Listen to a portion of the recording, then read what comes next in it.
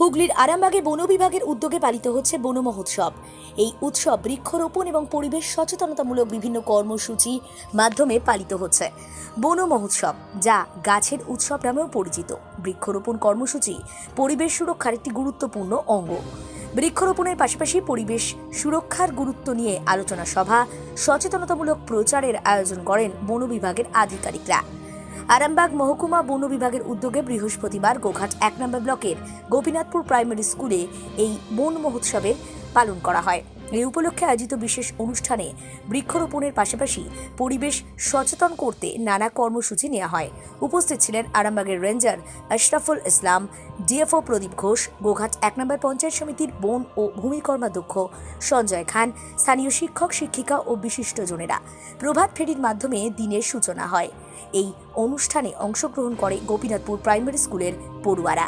পরিশেষে বন মহোৎসবের কথা মাথায় রেখে একটি সাংস্কৃতিক অনুষ্ঠানেরও আয়োজন করা হয়েছিল।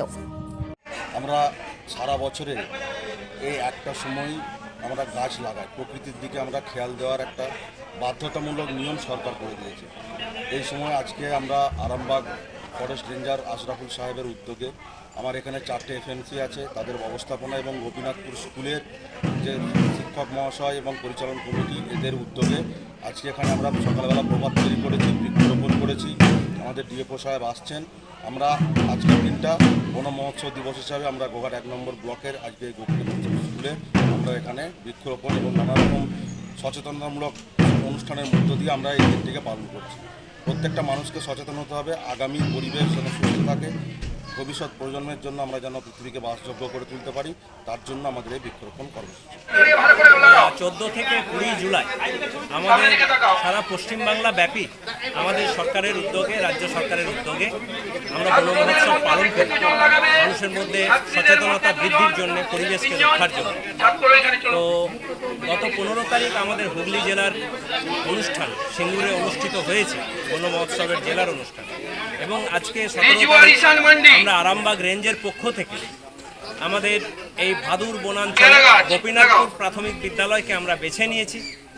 আমরা আজকে আমাদের যে 4টে জেএফএমসি আছে আরামবাগ রেঞ্জের, বাবলা, গোপীনাথপুর, বিরামপুর এবং ভাদুর, এই 4টে জেএফএমসির সাথে এবং গোপীনাথপুর প্রাথমিক বিদ্যালয়ের আমাদের ছাত্রছাত্রীদেরকে সাথে নিয়ে আমরা আজকে সর্বপ্রথম আমরা একটা পরিবেশ সচেতনতার পদযাত্রা আমরা করেছি।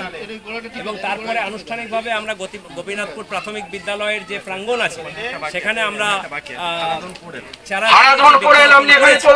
এবং এরপরে আমাদের যেটা ভাবনা আছে যে আমাদের এই গোপীনাথপুর প্রাথমিক বিদ্যালয়ে আমাদের স্কুলের ছোট ছোট বাচ্চারা যারা আমাদের আগামী প্রজন্ম, আমাদের ভবিষ্যৎ, তাদেরকে সাথে নিয়ে পরিবেশ রক্ষা করার জন্য পরিবেশ সচেতনতার উপরে একটা আলোচনা শিবির আমরা এখন করব।